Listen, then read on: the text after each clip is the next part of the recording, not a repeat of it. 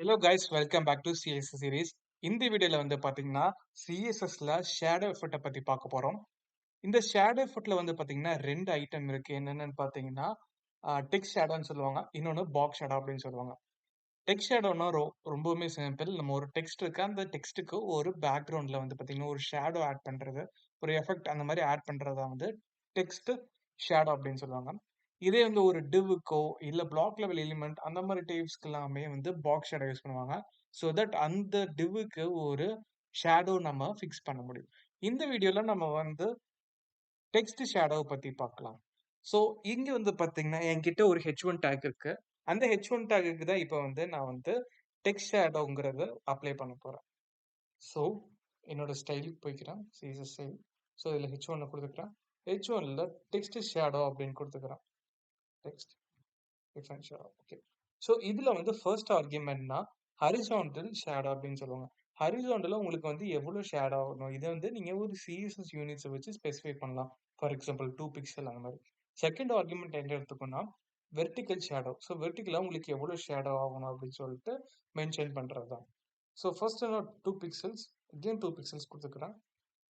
So as நான் கொடுத்த பிறகு வந்து பார்த்தீங்கன்னா எனக்கு பின்னாடி ஒரு பேக்ரவுண்ட் கலர் ஒரு பேக்ரவுண்ட்ல ஒரு ஷேடோ எஃபெக்ட் எனக்கு ஆட் ஆயிடுச்சு இல்லையா? ஸோ இதுதான் வந்து பார்த்தீங்கன்னா டெக்ஸ்ட் ஷேடோ எஃபெக்ட். ஓகே. இன்னைக்கு இந்த ஷேடோ ஷேடோ கலர் நம்ம எனக்கு சேஞ்ச் பண்ணணும் அப்படின்னு நினைச்சீங்கன்னா அது தேர்ட் ஆர்குமெண்ட்டா நீங்க நல்லா பாஸ் பண்ணிக்கலாம். ஸோ நான் ரெட்னு கொடுக்குறேன். ஸோ இப்போ வந்து பார்த்தீங்கன்னா எனக்கு ரெட் கலர் எனக்கு ஷேடோ எஃபெக்ட் வந்து எனக்கு இங்கேயே இம்ப்ளிமெண்ட் ஆயிடுச்சு. ஓகே.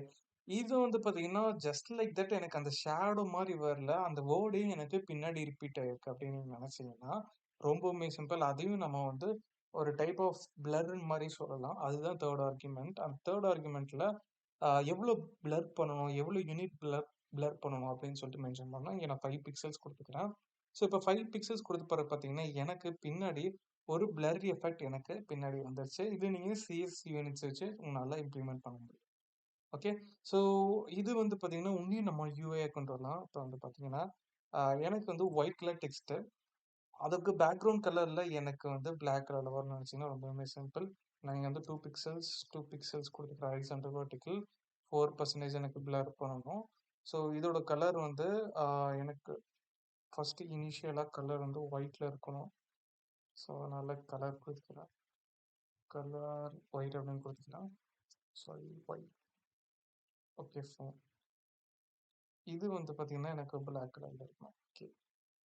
ஸோ இப்போ வந்து பார்த்தீங்கன்னா ஒரு யூஐ லுக்கிங்ல நம்ம வந்து ஒரு ஒயிட் கலர் டெக்ஸ்ட்ல எனக்கு ஒரு ஷேடோ எஃபெக்ட்ல சூப்பரா எனக்கு வந்து இதா இருக்கு. இது வந்து பார்த்தீங்கன்னா கொஞ்சம் 3D லுக்கிங்ல நம்மளுக்கு இருக்கு இல்லையா? ஸோ இதெல்லாம் வந்து நம்ம ஷேடோ டெக்ஸ்ட் ஷேடோ வச்சு நம்மளால இம்ப்ளிமெண்ட் பண்ணிக்க முடியும். இதே மாதிரி நம்ம நிறைய இது பண்ணலாம். அது வந்து நான் ஒன்று டீட்டெயிலில் சொல்றேன். ஸோ இப்போ வந்து நீங்க வந்து மல்டிபிள் கலர்ஸ் உங்களுக்கு ஆட் பண்ணணும்னு நினைச்சீங்கன்னா அதுவும் ஆட் பண்ண முடியும். அது எப்படின்னு சொல்றேன். ஃபர்ஸ்ட் நம்ம டெக்ஸ்ட் ஷேடோல ஒரு கலர் இந்த கலர் நான் எடுத்துறேன். ஓகே இருக்கு. நான் இதை வச்சு கொஞ்சம் யூஐயா பண்ண ட்ரை பண்ணி பார்க்குறேன். ஓகேவா? ஸோ இதுல வந்து நீங்க வந்து ஒரு மல்டிபிள் கலர்ஸ் நீங்க ஆட் பண்ணணும் அப்படின்னு நினைச்சீங்கன்னா அது ரொம்ப ஈஸியா பண்ண முடியும். ஃபார் எக்ஸாம்பிள் இங்க வந்து நான் 1 பிக்சல் வெர்டிக்கல்ல 1 பிக்சல்ஸ் கொடுத்துக்கிறேன்.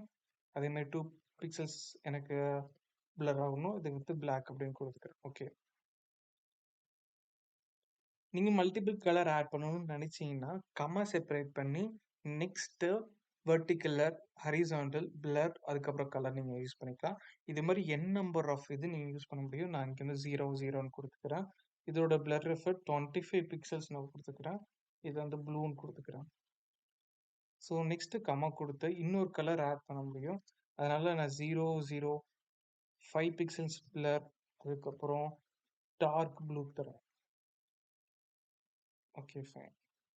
ஸோ இப்போ வந்து பார்த்தீங்கன்னா நம்ம ஒரு மல்டிபிள் கலர்ஸ் நம்ம வந்து இங்கே வந்து யூஸ் பண்ணியிருக்கிறோம். என்னென்ன கலர் பார்த்தீங்கன்னா ஃபர்ஸ்ட் பிளாக் யூஸ் பண்ணியிருக்கோம். உங்களுக்கு பிளாக் விசிபிளாக இருக்குன்னு நினைக்கிறேன். நெக்ஸ்ட் வந்து பார்த்தீங்கன்னா ப்ளூ யூஸ் பண்ணியிருக்கிறோம். அது நம்மளுக்கு ஒழுங்கு விசிபிள் இல்லை. ஏன்னா அதோட பிளர் வந்து கம்மியாக தான் கொடுத்துருக்குறோம். நெக்ஸ்ட் வந்து பார்த்தீங்கன்னா dark blue. So dark blue வந்து நம்மளோட ஒபாசிட்டி வந்து பார்த்தீங்கன்னா அதோட transparency or blur effect 5 pixels தான் கொடுத்துருக்கோம். ஸோ தட் இந்த மாதிரி நீங்கள் வந்து மல்டிபிள் கலர்ஸ் உங்களால் யூஸ் பண்ண முடியும். ஸோ இந்த வீடியோவில் வந்து பார்த்தீங்கன்னா நம்ம ஒரு டெக்ஸ்ட்டுக்கு ஷேடோ எஃபெக்ட் வந்து நம்ம இம்ப்ளிமெண்ட் பண்ணோம். அதே மாரி நெக்ஸ்ட் வீடியோல எப்படி ஒரு block level element or inline block element இந்த மாரி எலிமெண்ட்ஸ் எல்லாத்துக்குமே எப்படி ஒரு ஷேடோ எஃபெக்ட் கொண்டு வரலாம் அப்படின்னு சொல்லி பார்க்கலாம்.